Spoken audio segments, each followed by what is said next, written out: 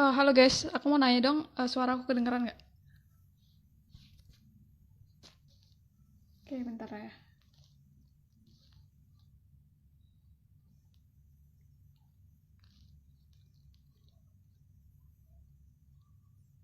Nah, ini Kak Marta udah mau gabung.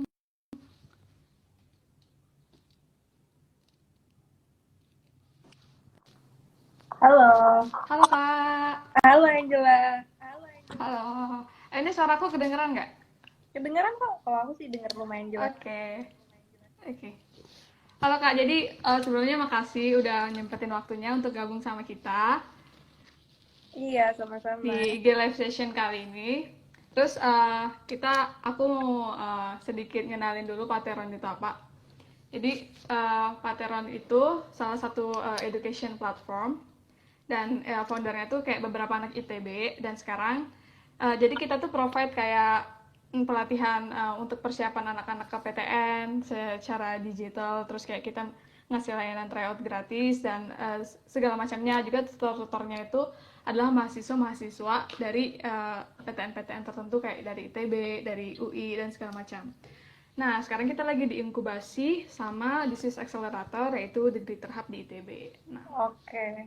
uh, Keren tuh oke. startupnya. Oke, makasih Kak. Nah, aku sendiri Angela sebagai Chief Growth Officer dari Pateron ini dan sekarang lagi menempuh pendidikan sebagai mahasiswa SBM ITB angkatan 2019. Mhm. Nah, kalau gitu boleh deh kenalin dulu Kakak Oke, ke viewers kita. semuanya. Makasih banget Patron udah invite aku sebagai pembicara di live session untuk pada siang hari ini. I'm really excited to talk here. Um, aku Evita Marta Dewi, biasa dipanggil Marta. Ya. Aku merupakan alumni FEB UI tahun 2018, tahun 2019, jadi tahun lalu. Kemudian mahasiswa berprestasi Oke. nasional tahun 2018. Dan sekarang sedang bekerja di Bank Dunia sebagai konsultan di Social Development Unit. Oke. Wah, keren banget ya. Oke. Nah, sekarang lagi sibuk apa nih Kak? Apalagi di tengah kayak pandemi sekarang ini. Kalau biasanya itu Kakak tuh ngapain setelah lulus? Terus kalau sekarang karena ada pandemi, jadi perubahannya gimana Kak? Oke. Um, ini ada yang nanya ya, sorry, tadi jurusannya ilmu ekonomi. Oke. Oh Lupa ya, oke. sebutnya. Iya, dari ilmu Jadi ekonomi ya guys. sebenarnya habis lulus itu aku emang udah dapet di World Bank bahkan sebelum aku lulus. Jadi Oh kayak ya. aku tuh dapet di WB kalau nggak salah Mei, terus aku lulus Agustus. Jadi aku emang udah kerja dari setengah aku kuliah gitu. Terus Oh. perbedaannya waktu pandemi ya biasanya aku kerja di kantor, terus sekarang aku kerjanya dari rumah. Hmm. Jadi remote working, terus biasanya kan aku tinggal di Jakarta. Terus sekarang karena lagi situasi seperti ini aku balik sih ke Bali Hmm. untuk tinggal sama orang tua seperti itu. Oke. Jadi emang dari sebelum lulus Kakak itu udah sebenarnya udah kayak kerja di World Bank Kak ya. Jadi kalau sebelum lulus tuh Oke. artinya sebelum wisuda ya. Oh, sebelum sudah, tapi udah Mm-mm. kayak. Oke. Nah, kita kayak throwback dikit kita kayak waktu ke zaman kakak kuliah dulu. Tapi sebelum itu aku kayak ada satu pertanyaan utama gitu dulu ya. Mhm. Menurut kakak sendiri, kan kita ini kan viewers kita kebanyakan anak-anak yang mau masuk PTN, yang sekarang mungkin lagi memperjuangkan impian mereka buat masuk PTN. Nah, menurut kakak sendiri ya, pertanyaannya itu kuliah itu penting atau enggak kak? Karena kan ada dua sisi nih. Ada yang bilang kalau sebenarnya kuliah itu enggak segala-galanya, enggak kuliah pun juga bisa sukses. Tapi ada juga sisi yang bilang kalau kuliah itu penting. Nah, Kak Marta sendiri itu ada di side yang mana gitu? Oke. Sebenarnya ini mungkin pendapat aku subjektif banget ya. Tapi menurut Hmm. aku kuliah itu penting banget sih. Karena kalau di kuliah itu istilahnya kamu dapat value added untuk bisa lebih terkonsentrasi gitu. Contohnya kayak waktu SMA, Iya. mungkin banyak orang yang nggak tahu ya, aku SMA-nya itu IPS. Jadi aku Oh SMA ya, sama IPS sama. dan kan kalau seandainya IPS tuh belajarnya banyak kan, ada geografi, kemudian ada ekonomi. dan dia nggak konsentrasi gitu. Sementara kalau seandainya aku masuk UI jurusan ekonomi, aku jadi benar-benar terkonsentrasi nih, maunya belajarnya ekonomi aja. Bahkan karena aku jurusannya ilmu ekonomi, jadi fokusnya benar-benar ke ekonominya. Kita anak ilmu ekonomi mungkin dapat sih sedikit akuntansi dan sedikit manajemen, cuman kita lebih fokus lagi ke ilmu ekonomi. Dan ini kalau di IEUI kita ditanyain mau konsentrasi apa. Aku konsentrasinya di ekonomi internasional dan moneter. Jadi benar-benar ambil kelas yang berkaitan dengan hal itu. Dan itu dari sisi pertama, dari sisi konsentrasi. Kemudian yang kedua, dari sisi soft skill. Jadi menurut aku banyak juga yang ngerasa kayak selama kuliah itu karena kita ketemu dengan orang-orang yang beragam, kemudian kita menghadapi banyak problem, entah itu dari skripsi, kemudian kita manajemen waktu, ikut lomba, dan organisasi, itu jadinya membentuk kita untuk menjadi pribadi yang lebih baik. Itu yang menurutku nggak didapetin waktu SMA, sehingga soft skill inilah yang nanti membantu kita di dunia kerja, kayak gitu. Oke, jadi bisa disimpulin kalau sebenarnya ketika kita belajar A gitu ya, mungkin kayak kita belum tahu sebenarnya itu fungsinya kayak gunanya apa buat kita, tapi secara tidak nggak kita sadarin secara nggak langsung bahwa itu sebenarnya ada pelajaran khusus, kayak misalnya kita ada teamwork, kita belajar teamwork di situ, terus gimana kita bersosialisasi sama orang yang mungkin nggak kita dapetin kalau kita nggak kuliah gitu ya Kak ya. Bener Angela. Oke. Nah, terus aku juga rangkum beberapa pertanyaan kan dari followers-followersnya Pateron gitu. Waktu kakak mau masuk UI itu emang udah rencana kakak dari SMA, terus kakak ngeplan mau masuk UI dan jurusan ilmu ekonomi, atau itu kayak kakak kayak let it flow aja, kakak nanti pas udah akhir-akhir masa SMA terus kakak kemana, dan kakak masuk UI jalur apa nih? Dengar-dengar jalurnya agak unik. Oke. Jadi kalau ditanya ya, cita-citanya Marta waktu SMA kelas 1 apa sih? Jujur sebenarnya nggak ada cita-cita untuk masuk jurusan ilmu ekonomi. Sama sekali nggak ada. Jadi waktu tahun pertama itu masih cita-citanya, mungkin agak generik, cita-citanya masih pengen jadi dokter. Nah, jadi pas kelas 1 tuh benar-benar emang inginnya masuk IPA, udah benar-benar ada pikiran kayak gitu. Kemudian aku ikut lomba-lomba itu kayak debat, kemudian lomba-lomba yang emang lebih ke bidang sosial, dan pada saat itu aku berpikir kenapa aku nggak masuk IPS ya, karena ternyata aku waktu itu masih pinginnya masuk fakultas hukum, aku masih pingin masuk FHUI, kalau nggak HIUI. Ya udah akhirnya aku minta ke orang tuaku, "Ma, boleh nggak aku IPS?" Tentu aja orang tua mungkin karena ada stigma terkait anak IPS, orang tuaku sempat kayak nolak gitu. Akhirnya setelah aku konseling sama guru-guru BK semua, akhirnya dikasih deh intinya izin masuk IPS. Dan waktu itu di Forsma, aku sekolahnya di SMA 4 Denpasar, itu IPS cuma satu kelas gitu. Jadi waktu itu aku masuk dengan harapan ingin masuk FHUI. Kemudian ke depan hidup berputar lagi, tiba-tiba aku intinya nggak bisa lomba debat karena umur aku waktu itu udah lebih dari persyaratannya. Terus tiba-tiba jadinya ini deh, aku ikut lomba-lomba ekonomi gitu. Nah, akhirnya aku ikut OSN, kemudian aku dapat medali, dan akhirnya dapat free pass gitu. Oh, jadi dari kakak sebagai medalis OSN ekonomi, terus dapat free pass untuk masuk UI. Dan itu emang di jurusan yang align sama bidang olimpiade kakak ya? Iya, jadi kalau seandainya olimpiade, kamu harus ambil jurusan yang sesuai dengan bidang yang kamu menang. Oh, oke gitu. Jadi di Kak Marta itu masuk UI karena di SMA-nya kakak sebagai medalis OSN ekonomi. Oke, keren banget. Nah, sebenarnya sama sih, kayak sebenarnya semua itu kadang nggak sesuai rencana awal. Aku juga masuk IPS dan juga sama-sama cuma ada satu kelas IPS di sekolah aku. Aku dari Palembang. Nah, terus dari kelas 1 SMA juga sama sebenarnya. Tujuan aku itu cuma satu, masuk HIUI. Itu udah itu aja gitu, dari kelas 10 sampai kelas 11. Terus di kelas 12, akhir kelas 11 baru akhirnya aku mikir kalau kayaknya aku ada ketertarikan lain, dan aku lama-lama mulai majority aku minatnya ke bisnis, terus akhirnya aku pindah ke SBM ITB. Jadi kadang kita memang bisa merencanakan sesuatu, tapi ketika seiringnya berjalannya waktu kita menemukan yang lebih baik lagi. Betul sekali. Betul Oke, sekali. terus nah waktu eh, gimana sih kak? Kan kakak itu udah dari SMA ya, terus aku udah ngeliat-ngeliat dari Instagram kakak, LinkedIn Mhm. kakak, dan dari ya udah tau lah kayak gitu kan, kayak mahasiswa berprestasi utama lagi nasional lagi gitu kan. Nah, nah gimana sih kak? Sebenarnya tujuan kakak, apakah kakak itu dalam meraih hal-hal itu, kakak itu emang ngeset target, kayak kakak ngelis oh dalam jangka waktu pendek, menengah dan panjang aku tuh mau dapet ini itu, atau kakak ya udah biarin itu ngalir aja gitu. Dan kenapa sih kakak bisa persisten itu buat ngejalanin semuanya? Oke. Jadi sebenarnya kalau ditanya apa aku tuh sebenarnya punya target nggak sih kayak harus jadi Papresnas atau Mm-mm. misalnya masuk ke UI gitu. Sebenarnya nggak ada target khusus yang terlalu ambisius. Tapi orang-orang itu kan pasti punya keinginan ya. Dan aku tuh selalu berusaha untuk ngelakuin yang terbaik yang aku bisa untuk bisa mencapai keinginan tersebut. Tapi aku nggak pernah matok kayak misalnya harus juara satu Mapresnas gitu.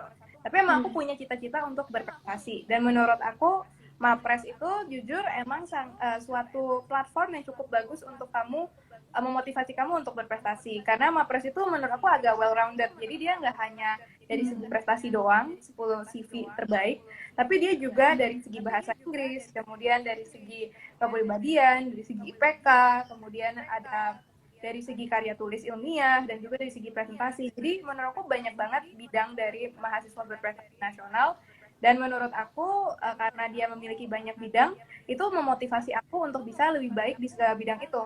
Misalnya cuma tidak hanya berprestasi, tapi kemudian juga bisa bahasa Inggris yang lebih bagus, seperti itu. Jadi sebenarnya kalau dibilang aku tuh benar-benar ambisius untuk mau prestasi itu enggak sih. Aku cuma ngelakuin yang terbaik yang aku bisa untuk bisa mendapatkan keinginan aku kayak gitu.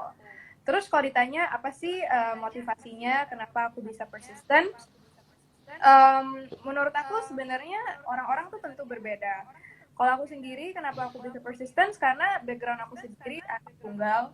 Jadi kalau seandainya, bahkan pada saat aku mau masuk UI, itu juga ada sisi keberatan dari orang tua aku. Jadi aku ingin membuktikan ke mereka kalau seandainya mereka itu telah memberikan yang terbaik dan mereka itu telah mengambil keputusan yang benar, seperti itu. Oke. Wah, keren. Emang sebenarnya emang semuanya itu kalau kita melihat, mungkin kita melihat seseorang terus dia udah achieve segala macam halnya dan kayak kelihatan semuanya itu sukses, itu aku yakin sebenarnya di balik itu ada perjuangan yang enggak orang lain lihat. Nah, kalau boleh cerita sedikit nggak kak, kayak story kakak gimana kakak akhirnya bisa jadi mahasiswa berprestasi nasional? Hmm. Singkat Story-nya ceritanya aja. mungkin Hmm. orang-orang juga kayaknya udah tahu ya kalau saya Mapres kan tadi aku udah cerita ada berbagai penilaian gitu. Oh ya. Hmm. Nah, jadi aku dari semester 1 tuh emang udah cukup aktif untuk ikut lomba-lomba dan ikut lomba-lomba yang emang Hmm. berkaitan dengan jurusan aku. Karena kalau seandainya di Maprasnas itu penilaiannya akan lebih tinggi kalau seandainya kamu ikut lomba yang lebih berkaitan dengan jurusan kamu. Oh. Kemudian mungkin yang agak susah selama kuliah adalah gimana kita bisa manage waktu antara kita kuliah dan kita ngelakuin hal-hal lain seperti lomba, kemudian organisasi. Hmm. Itu jujur capek banget sih karena emang Hmm. sebenarnya kan orang bisa kalau seandainya liburan ya udah liburan aja gitu. Tapi aku biasanya selama liburan itu masih ikut lomba dan Oh selama ya. liburan juga aku masih magang gitu. Jadi kalau aku boleh jujur, mungkin waktu luang aku nggak sebanyak waktu luang orang lain. Saat orang lain misalnya pulang kuliah, kemudian dia langsung bisa istirahat, biasanya aku masih nih karena ikut lomba, aku harus riset tentang lomba aku. Kemudian aku harus ketemu sama tim lombanya, dan itu tuh susah sebenarnya. Hmm. Jadi sebenarnya menurut aku, semua orang tuh bisa jadi Mapresnas, semua orang tuh bisa achieve goal mereka, asalkan mereka itu bisa mengurangi waktu luangnya, kayak gitu. Okay. Jadi emang harus ada sesuatu yang dikorbankan untuk Mm-mm. mendapatkan sesuatu kak ya. Nah, dengan terus ini ada pertanyaan nih kak yang kayaknya lain sama yang pertanyaan aku mau tanyain selanjutnya nih. Dia nanya gimana cara kak Marta itu mengolah, jadi kayak stress management kakak itu gimana untuk ngimbangin terus kesibukan lomba, kesibukan akademis, terus mungkin magang dan segala macam, itu kan pasti kayak ya hektik gitu kan. dan itu bisa ada possibility-nya besar kayak kita jadi stres atau depres gitu kan. Kalau Kak Marta sendiri itu gimana Kak, cara Kakak untuk overcome itu? Oke, aku tuh selalu punya mindset kalau seandainya kita diberikan kesempatan, itu kita harus ngelakuin sebaik mungkin. Justru kalau kita seandainya tidak melakukan itu sebaik mungkin, nanti pada saat hasilnya meleset dari ekspektasi kita, itu yang bisa nyebabin kita stres. Jadi biasanya kalau seandainya aku lomba, kemudian aku misalnya belajar untuk ujian gitu, aku selalu all out. Aku nggak pernah kayak setengah-setengah. Karena aku tuh takut banget kalau nanti hasilnya jelek, itu tuh gara-gara aku nggak terlalu serius kerjainnya waktu kemarin-kemarin kayak gitu. Jadi untuk mengelola stres, aku emang pertama punya mindset. Aku selalu berpikir, oh iya besok lombanya nih, ya udah keluarin dulu aja. Nanti habis lomba, aku bisa ngerjain yang lain kayak gitu. Yang penting aku ngelakuin yang terbaik dulu yang aku bisa untuk hari ini. Jadi 2 hari lagi itu juga udah selesai. Aku selalu berpikir kayak ngeliat jangka waktunya kayak gitu. Oh ya, ini masalah tuh nggak bakalan selama itu. Bentar lagi juga selesai. Atau misalnya kalau seandainya kita lagi ujian gitu, terus kayak belajarnya kan banyak banget ya, terus kayak kita mikir bulan kapan sih selesai gitu. Tapi aku berpikir, oh minggu depan juga aku udah boleh bebas nih, minggu depan aku udah nggak baca buku ini lagi, jadi ya udah deh aku kelarin aja gitu. Dan tentunya habis ujian aku juga ngelakuin hal-hal yang membuat aku bisa senang. Misalnya aku ketemu sama teman, kemudian aku jalan-jalan, pokoknya aku puasin deh. Karena kalau seandainya aku misalnya nggak ngelakuin yang terbaik pada saat itu, malah nanti pada saat kita udah bebas, aku malah jadi mikir kayak, aduh harusnya aku tuh lebih serius belajarnya, kalau enggak, jadinya pada saat enggak malah misi mikirin itu, kayak gitu sih. Oke. Jadi gimana kita enaknya aja untuk ngelola kapan waktunya kita untuk have fun, kapan waktunya kita untuk emang serius sama apa yang kita lakuin. Nah, ke kan kakak sibuk kan ya, waktu kuliah pun udah sibuk. Nah, sedangkan ada tuntutan akademis sendiri yang harus tetap kakak capai. Kakak punya tools tertentu nggak sih buat untuk strategi belajarnya nih, untuk yang akademiknya gitu? Kayak apa kakak punya tools kayak pasang jadwal tiap hari harus belajar berapa jam atau gimana atau enggak gitu kak? Sebenarnya sih nggak ada waktu kayak misalnya setiap hari aku harus belajar berapa jam. Seandainya belajar kan itu tergantung kebutuhan. Kalau seandainya lagi ujian, mungkin kita belajarnya lebih banyak. Kalau seandainya ada tugas, mungkin kita belajarnya lebih banyak kayak gitu.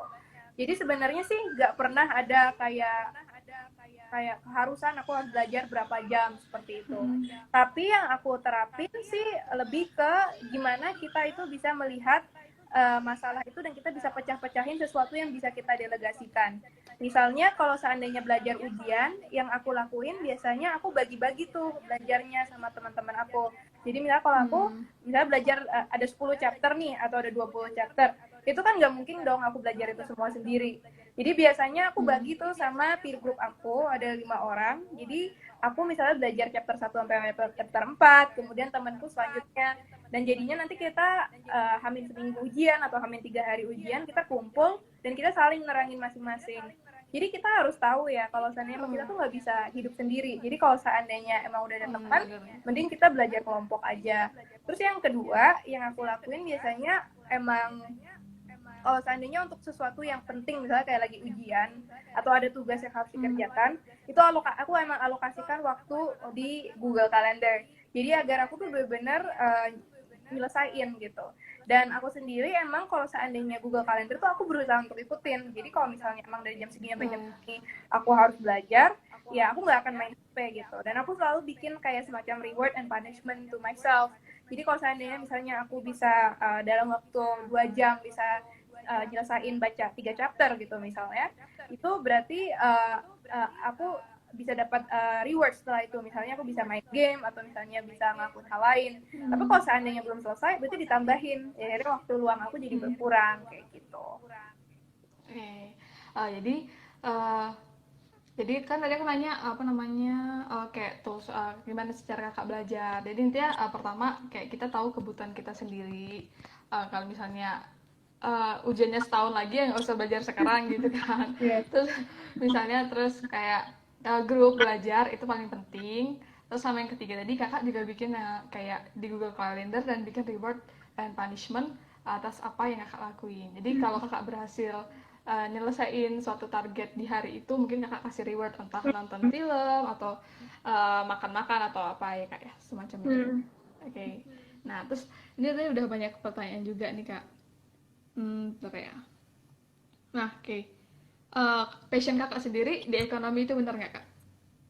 Passion aku emang di ekonomi. Ya. Oke.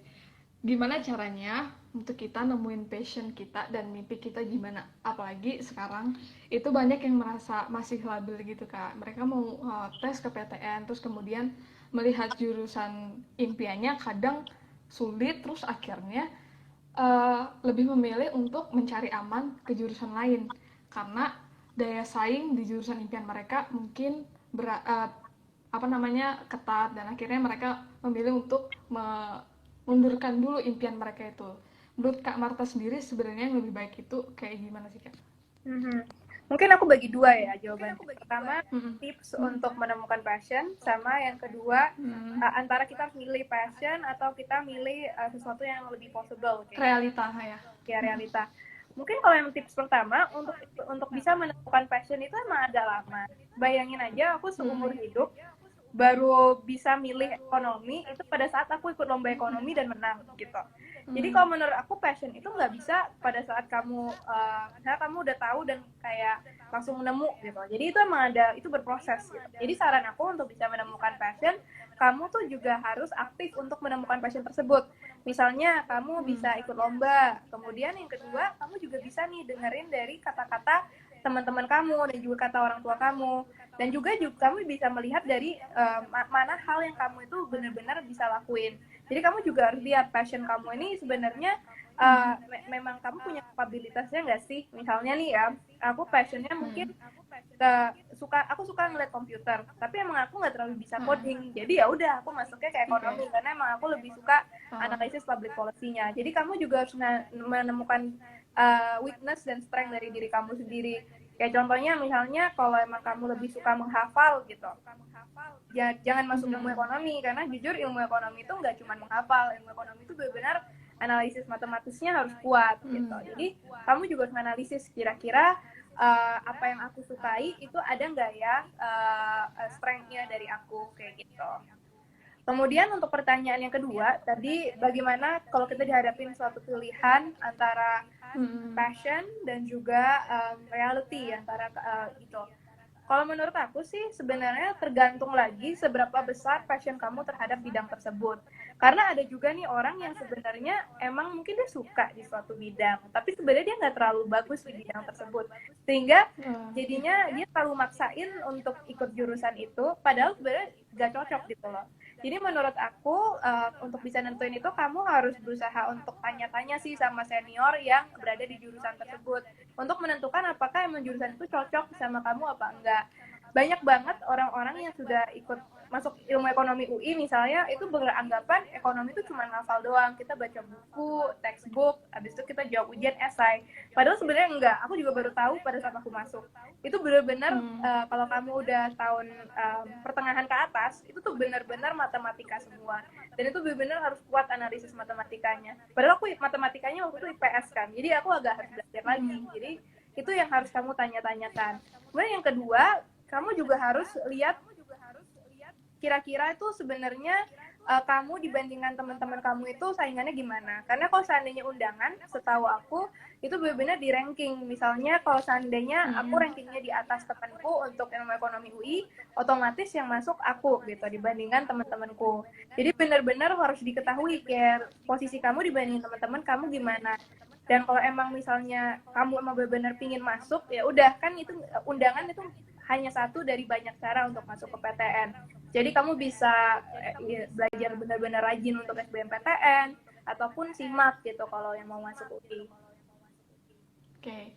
Jadi sebenarnya kita reflect back lagi ya ke diri kita, terus kita korelasikan itu lagi antara passion kita, terus gimana sama kapabilitas kita juga, sama realita yang ada yang untuk dan riset juga ya kak ya, tanya-tanya entah itu lewat internet ataupun lewat orang yang udah lebih berpengalaman, supaya nantinya ketika kita masuk jurusan itu kita nggak merasa kita aku salah jurusan, salah masuk aja terus, atau merasa tiba-tiba merasa nggak mampu melihat teman-teman satu jurusannya.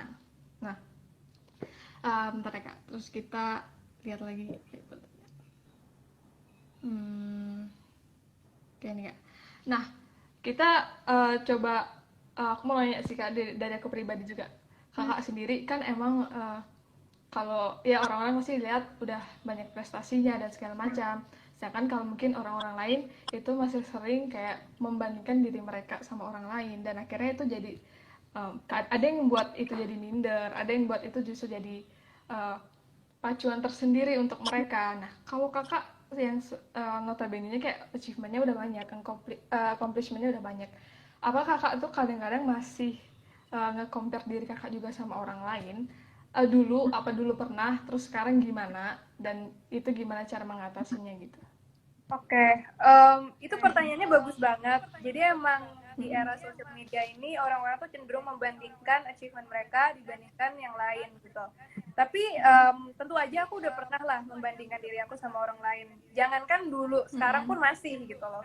Meskipun orang-orang mungkin anggap, oh Marta achievement-nya udah banyak. Tapi believe me, kayak kita tuh bener-bener kecil banget di dunia ini. Kamu tuh tidak akan pernah bisa nemuin orang yang bener-bener udah di atas banget, itu nggak ada. Contohnya pada saat aku masuk World Bank gitu, mungkin orang-orang udah kenal aku di luar, oh Mapresnas, lulusan UI, ilmu ekonomi UI, bagus gitu.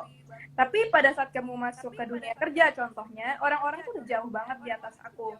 Mereka tuh lulusan Harvard, MIT, mereka benar-benar lulusan Ivy League dan udah sepintar-pintar itu. Jadi kalau ketika kamu diskusi, you feel like you're the dumbest person in the room. Kamu ngerasa kamu orang paling kecil yang ada di ruangan itu. Jadi kamu baru sadar kayak ternyata kamu masih banyak banget perlu belajar.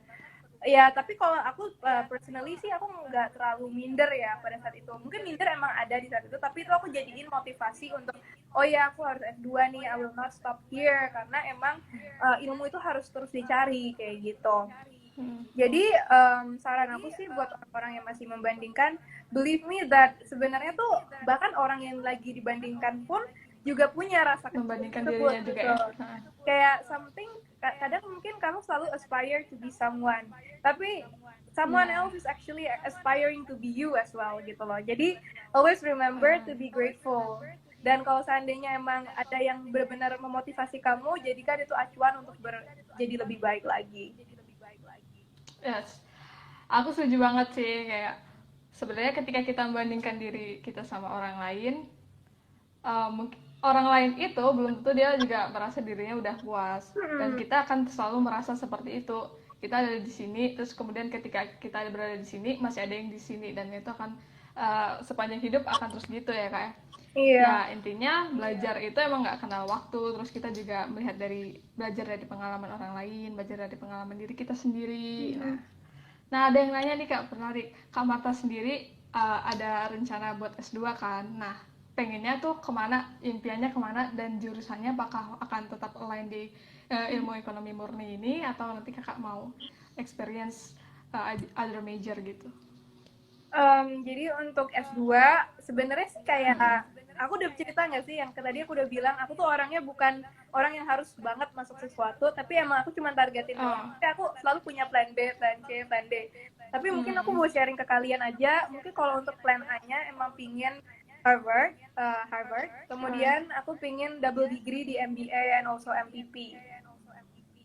Jadi itu sih yang plan A-nya, that's the best plan. Tapi aku juga punya nih plan B-nya mau masuk mana, plan C-nya mau masuk mana, itu juga ada. Jadi biar kita nggak terlalu sakit hati, saran aku sih selalu punya backup plan. Kalian mau punya 10 backup plan, that's okay. Yang penting pada akhirnya tuh kamu akan sadar, oh iya nggak apa-apa lah, yang penting masih tersampaian gitu loh, kayak gitu. Jadi kita emang ketika kita punya plan itu juga kita harus breakdown itu jadi plan-plan lain. Jadi ketika kita fail di yang A, itu masih ada pilihan B, pilihan C, dan bisa jadi pilihan B, pilihan C, dan yang di bawah-bawah itu sebenarnya yang lebih baik daripada plan A yang kita decide sebelumnya. Nah, Kak, kita kayaknya mau nanya tentang lebih spesifik tentang sekarang tentang UI dan tentang FOB UI itu sendiri. Karena kan ada yang kemarin tuh ada yang tanya juga bedanya apa sih antara FOB UI, terus ada kemudian ada sekolah bisnis, kemudian berbagai macam lainnya lah. Nah, kalau dari kakak sendiri yang belajarnya di ilmu ekonomi kan ya, itu kalau boleh tahu di UI itu FOB ada berapa jurusan ya kak? Di FEB UI ada 5 jurusan. Jurusan pertama ilmu ekonomi, akuntansi, manajemen. Terus ada 2 jurusan baru, ilmu ekonomi Islam dan bisnis Islam. Oke. Boleh kasih sedikit kayak perbedaan utama dari jurusan-jurusan itu nggak kak? Mungkin nih benar-benar ya. perspektif aku ya sebagai anak ilmu ekonomi. Iya, boleh. Jadi kalau sebagai anak ilmu ekonomi sih, kalau ilmu ekonomi sendiri dia emang benar-benar belajarnya ilmu ekonomi murni. Tapi nanti ada konsentrasinya lagi, ada moneter, ada internasional, kemudian ada SDM, macam-macam. Ilmu ekonomi itu menurut aku paling general dibandingkan jurusan-jurusan lain. Pro-nya menurut aku kalau yang mau masuk anak ilmu ekonomi, ya kalian belajar sesuatu yang sangat general. Tapi ada cons-nya juga nih, kayak ada kontranya kalau kamu masuk ilmu ekonomi karena terlalu general, kamu jadi bingung mau masuk kemana ke depannya. Apakah kamu mau masuk ke lembaga riset, atau kamu mau masuk ke sektor swasta, atau ke sektor publik, itu jadi agak susah untuk nentuinnya. Kemudian untuk anak ilmu ekonomi itu terkenal banget, matematisnya harus kuat, karena kita emang jurusan yang paling analitis dan paling matematis dibandingkan yang lain. Jadi kita benar-benar deal with integral, kita deal with matematika yang benar-benar udah sangat-sangat ribet. Menurut aku kayak setara lah sama FMIPA gitu. Kemudian kedua, itu akuntansi. Kalau akuntansi mungkin udah jelas ya, orang-orang udah tahu. Kita belajar tentang laporan keuangan, tentang perusahaan. Tapi sebenarnya kalau akuntansi juga kita belajar audit nantinya. Jadi benar-benar mempelajari tentang keuangan itu sendiri gitu.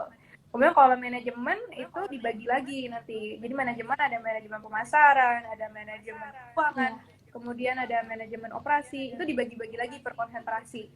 Tapi ya menurut aku akuntansi sama manajemen itu agak lebih jelas. Kalau akuntansi biasanya mereka ada filsafat. Kalau manajemen mungkin antara mereka bikin bisnis sendiri atau mereka bisa jadi manajer. Kalau untuk ilmu ekonomi Islam, gitu ya kan? Iya, konsultan. Kalau seandainya ilmu ekonomi Islam sama bisnis Islam sendiri, aku mungkin nggak terlalu tahu banyak. Tapi setahu aku, kalau ilmu ekonomi Islam itu sama kayak ilmu ekonomi, cuman dia lebih ke teori-teori syariah. Kalau seandainya bisnis Islam juga agak-agak mirip manajemen, tapi dia juga lebih menekankan ke syariahnya itu. Kayak gitu sih. Oke. Makasih ya Kak Marta. Nah, kalau tadi ada yang nanya juga di atas, kan kakak masuk ilmu ekonomi dan FEB UI itu kan ya masuknya rumpun sosum ya kak, dan kakak juga dari IPS, itu berarti align antara jurusan di SMA ke jurusan di kuliah.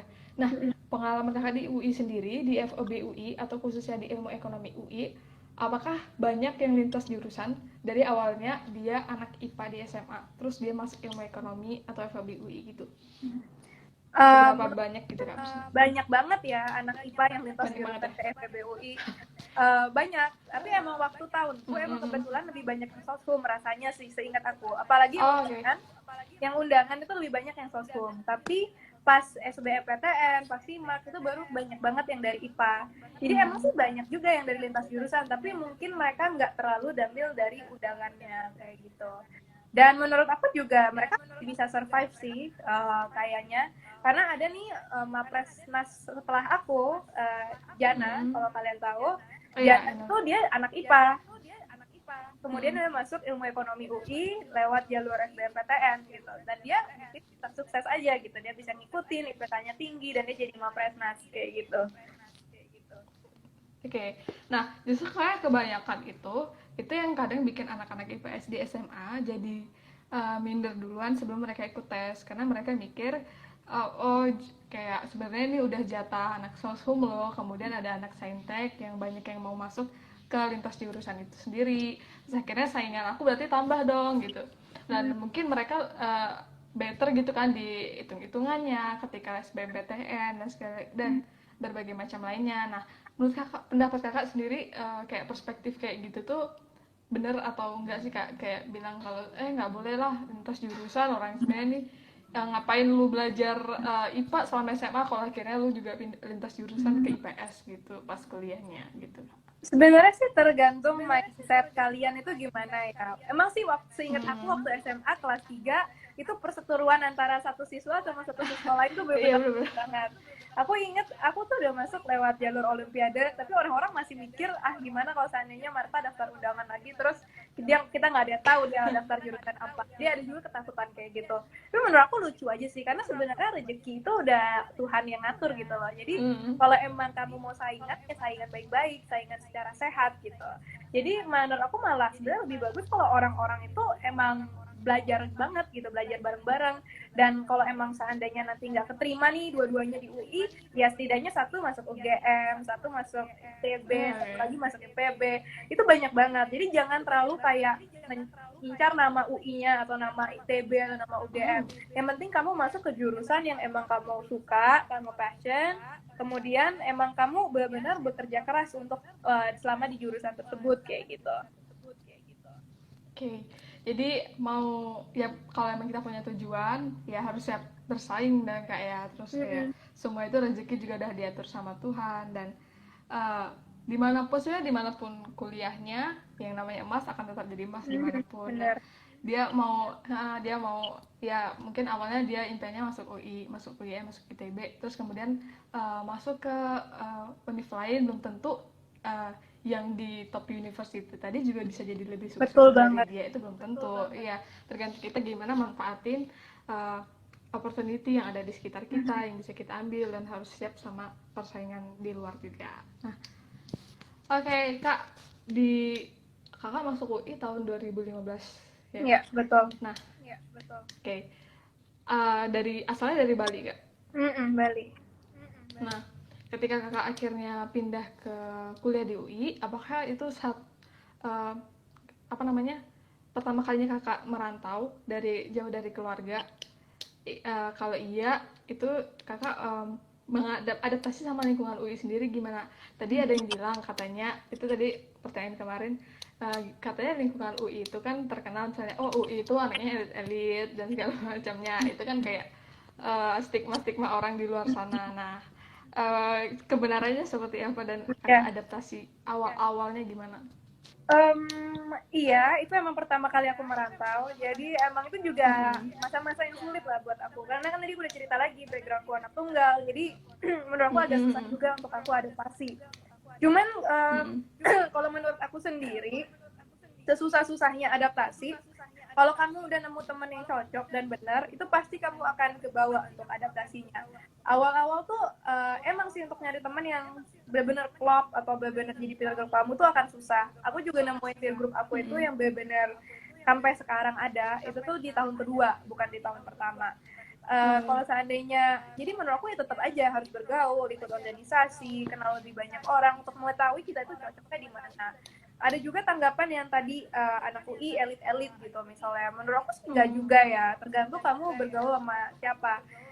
Menurut aku Ya sih benar. UI emang benar-benar representasi dari Indonesia gitu. Ada mungkin yang elit, kemudian ada yang biasa aja, kemudian ada yang sederhana. Jadi benar-benar itu emang representasi dari Indonesia dan representasi gimana kita bisa bersosialisasi dengan masyarakat gitu. Jadi tergantung kamu sih mau bawa kemana dan meskipun mungkin ada yang anggap ada yang elit, tapi mereka juga baik gitu loh sama kita. Jadi jangan pernah kayak menjudge universitas itu dari stigma-stigma tersebut karena belum tentu satu stigma orang itu sama dengan satu stigma seluruh universitasnya seperti itu. Oke.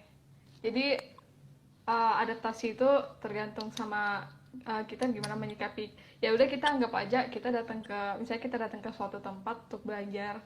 Terus kita ketemu orang-orang yang datang ke suatu tempat juga untuk belajar. Jadi intinya ya udah kita sama aja sama yang lain, kita sama-sama mau belajar. Tinggal gimana masing-masing orang itu uh, mau bertindak apa lagi setelah itu. Nah, terus aku tadi tadi udah dijawab sih ya tentang FOB UI, tapi ada yang nanya perbedaan antara kebetulan karena aku SBM ITB terus dia nanya antara aku sama aku SBM ITB sama FOB UI. Nah, jadi aku mungkin bisa brief brief explanation aja ya tentang SBM ITB bedanya apa sama FOB UI dan mungkin fakultas ekonomi di universitas-universitas lain. So kalau kalau kita kan SBM ITB sekolah bisnis dan manajemen. Nah, kenapa itu akhirnya ada sekolah bisnis dan manajemen, kan akhirnya orang agak bingung juga kan di Institut Teknologi Bandung terus ibaratnya kayak ada sekolah bisnisnya. Nah itu sebenarnya karena salah satu misi ITB itu yang mau menciptakan mahasiswanya sebagai entrepreneur dan berbagai macamnya. Terus perbedaan utamanya itu kalau di SBM kita lebih fokus, kalau ke Arta kan kayak ke ilmu ekonomi, terus kemudian yang accounting dan yang lain-lain. Sedangkan kalau di SBM itu kita lebih dibangun sih gimana caranya seorang mahasiswa yang ada di jurusan itu untuk build bisnis benar-benar dari nol dan belajar gimana praktikalnya. Jadi lebih belajar prakteknya dibanding kita dikasih teorinya, terutama untuk di jurusan, karena dua jurusan tuh ada manajemen sama ada kewirausahaan. Kalau di manajemen itu lebih dibentuk gimana tuh anak nanti akan working in company, walaupun nanti akhirnya dia juga bisa bikin usaha, cuman kebanyakan majoritinya sekarang lebih ngarah akhirnya working di perusahaan multinasional atau mereka sebagai konsultan. Dan itu juga sama kayak FOB UI, sama-sama dibagi juga kayak beberapa kelompok keahlian, marketing, finance, negotiation, dan yang lain. Sedangkan kalau di jurusan aku itu dia lebih ke memang benar-benar kita dari awal masuk jurusan diarahkan untuk membuat bisnis dari nol, dan situ dibimbingnya secara praktikal daripada yang teorinya. Terus tadi Kak Marta juga ada bilang kan kalau kita harus riset lebih jauh tentang jurusan yang kita tuju. Kayak mungkin awalnya mau masuk bisnis dikirain awalnya aku mikir nggak akan sebanyak itu matematika yang akan dipelajarin, begitu juga di ilmu ekonomi. Ternyata begitu masuk di jurusan dihadapkan dengan kayak matkul-matkul yang mengharuskan kita nyelesain soal-soal matematika yang cukup sulit, misalnya kayak integral yang sebenarnya itu pelajarannya anak-anak SMA di IPA, dan itu jadi salah satu tantangan tersendiri untuk kita bisa menyelaraskan kemampuan kita itu yang awalnya di SMA beda. Nah sebenarnya itu yang harus jadi riset dari setiap teman-teman kita yang sekarang mau masuk PTN ya Kak, supaya nanti kita nggak shock gitu masuk ke waktu kita masuk di jurusan itu. Iya, mungkin mau nambahin juga. Sebenarnya penting banget untuk nanya ke kakak kelas yang udah ada di jurusan itu. Kayak aku contohnya, waktu kakak kelasku adik kelasku ada yang mau masuk, itu adik kelasku ada yang bilang, Kak boleh nggak sih ngeliat kayak bukunya kayak gimana? Kemudian kakak pernah itu boleh. Gimana? Itu aku share aja sih Google Drive-nya. Aku kayak benar-benar kayak itu untuk nge-share agar dia benar-benar tahu kayak seperti apa sih medannya nanti kalau masuk ilmu ekonomi UI kayak gitu. Jadi ya udah, yang penting banyak-banyak riset, terus kita banyak cari tahu ya Kak ya, supaya emang itu adalah salah satu pilihan yang tepat untuk kita. Nah ya kan aku mau tahu Kak, kalau menurut Kakak sendiri kan kadang kita melakukan suatu hal itu kita merasa kita udah melakukan itu 100% loh atau bahkan lebih, terus kemudian kita coba itu berkali-kali dan ternyata kadang hasil itu tidak sesuai dengan apa yang kita harapkan. Kita udah capek-capek nih belajar pagi ke malam lagi, ngerjain soal terus kayak begadang semalaman ngerjain soal semalaman. Nah begitu kita dihadapkan dengan hasilnya atau saat tes tiba-tiba kayak sebenarnya selama ini aku ngelakuin yang udah itu, kenapa sekarang merasa nggak ada hasilnya, nggak ada gunanya. Nah apakah sebenarnya yang effort itu akan setara dengan hasil? Apakah itu akan selalu benar? Atau karena itu emang sebenarnya belum kesempatan kita aja gitu Kak? Iya, benar, bagus banget sih pertanyaannya. I think everyone can relate ya, apalagi di masa pandemi ini. Misalnya ada orang yang udah bikin plan, tapi tiba-tiba gara-gara ada corona dan plan itu berubah atau dia harus dia nggak dapetin apa yang dia inginkan. Menurut aku tuh wajar banget untuk stres. Jadi ini selalu aku katakan ke orang-orang, kita harus bisa menormalisasi kegagalan. Kita harus bisa menormalisasi kalau wajar kok kalau kita stres pada saat kita di bawah kayak gitu, agar kita juga nggak tambah stres gitu. Nah menurut aku sih aku juga orangnya kan emang aku udah cerita aku selalu berusaha untuk lakuin yang terbaik yang aku bisa. Kalau seandainya ujian, kadang-kadang kalau ilmu ekonomi itu bisa berchapter-chapter, aku tuh benar-benar bisa sampai baca satu bukunya, tapi kadang pada saat ujian contohnya aku nggak bisa jawab juga gitu kan. Sementara temanku mungkin yang belajarnya kurang tapi ya karena dia lebih pintar aja dia bisa jawab kayak gitu. Nah, itu sebenarnya kejadian sih. Biasanya kalau di aku itu karena aku misalnya belajarnya terlalu banyak sampai pagi, jadinya malah nggak konsen waktu ujian. Terutama kalau ujiannya itu pagi, jadinya otak aku tuh kayak kosong gitu. Nah, jadi itu berat juga. Kamu harus ngertiin kira-kira apa sih hal yang bisa membuat itu terjadi. Kalau aku contohnya karena kebanyakan begadang. Kalau orang lain mungkin beda-beda. Mungkin karena dia nervous, terus kayak harus lagi nemuin cara untuk menghilangkan nervous itu. Jadi menurut aku wajar. Kalau aku boleh cerita, aku pernah intinya ikut satu ujian. Aku belajarnya benar-benar lebih banyak dibandingkan teman-teman aku. Tapi aku nggak bisa jawab. Intinya ada satu soal yang bobotnya agak gede. Teman-teman aku bisa jawab, aku doang yang nggak bisa jawab. Jadi bayangin habis selesai ujian, terus orang-orang pada ngomongin soal itu dan aku nggak bisa jawab. Itu kayak benar-benar nggak Iya, enak bisa banget. relate. Tapi aku tuh orangnya I Iya. never give up in one situation. Jadi karena aku udah ngerasa itu kan UTS. Aku ingat banget itu UTS. Karena aku ngerasa oke, mungkin UTS aku kurang. Berarti UAS aku harus lebih bagus lagi gitu. Jadi benar-benar waktu itu aku cuma belajar satu buku. Tapi waktu UAS aku belajar 2 buku. Dan itu benar-benar aku biasanya tadi aku bilang aku bagi-bagi per chapter sama teman kan. Tapi dan untuk matkul ini karena aku ngerasa aku fail banget, karena aku takut banget nilainya jelek. Akhirnya aku bener-bener pas UAS aku all out. Dan turns out ya, setelah keluar nilainya, kalau aku boleh jujur, aku tuh mikir range aku tuh udah di bawah loh. Karena bobot soal itu gede banget. Tapi turns out I still got 80. Aku dapat 80 gitu.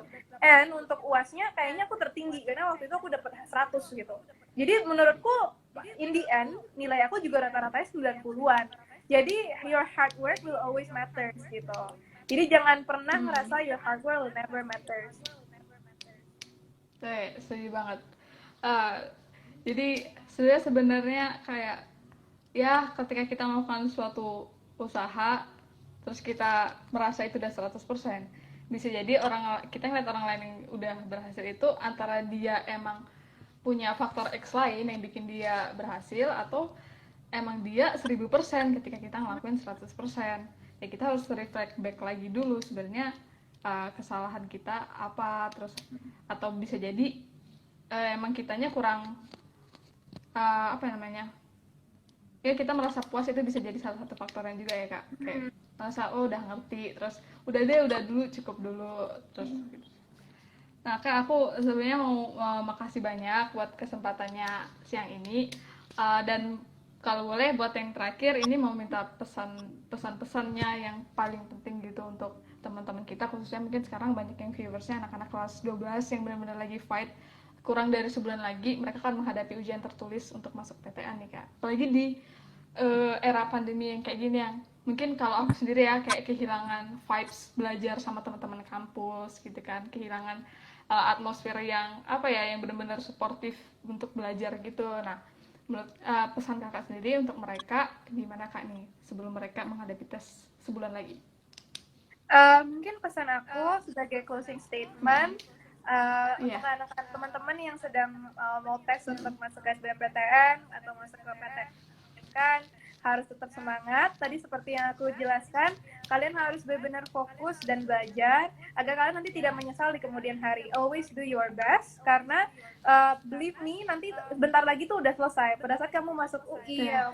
UGM, kamu masuk ITB, Amin. then you'll feel much happier gitu karena usaha kamu Iya, tuh terbalaskan. Dan benar-benar. always remember to have your backup plan. Jadi kalian harus mikir kalau seandainya nggak masuk PTN ini kira-kira apply yang mana. Dan karena ini masa pandemi, please stay healthy, stay safe. Dan menurut aku karena waktunya mungkin agak luang, kalian harus tetap semangat dan control yourself. Oke. Wah, itu closing statement yang singkat banget dan sangat-sangat valuable buat teman-teman kita semua sekarang ini. Dan aku sendiri, Angela dari Pateron kak ya, mau ngucapin thanks a lot udah giving your time for us untuk ngisi live session siang ini di tengah kesibukan kakak sekarang ini. Semoga kakaknya kedepannya makin sukses, semua rencana-rencana plan-plan kakak itu achieved ya. Dan ya pokoknya makin berhasil kak di kedepannya. Thank you, Angela. Thank you Thank you, so much Tata. kak, ya untuk kesempatannya buat kita. See you. Bye. Semoga bisa ketemu di lain kesempatan secara personal ya. Bye. Oke, bye. Thank you kak. Nah tadi udah live session bareng Kak Marta, dan IG live sessionnya akan Nah, kita save. Terus buat kalian mungkin belum bisa nonton. Dan jangan lupa untuk tetap semangat belajar, karena kurang hampir 57 kali ya UTBK. Dan semoga kalian semua sukses, tetap semangat, dan stay healthy. See you in the next occasion. Bye bye.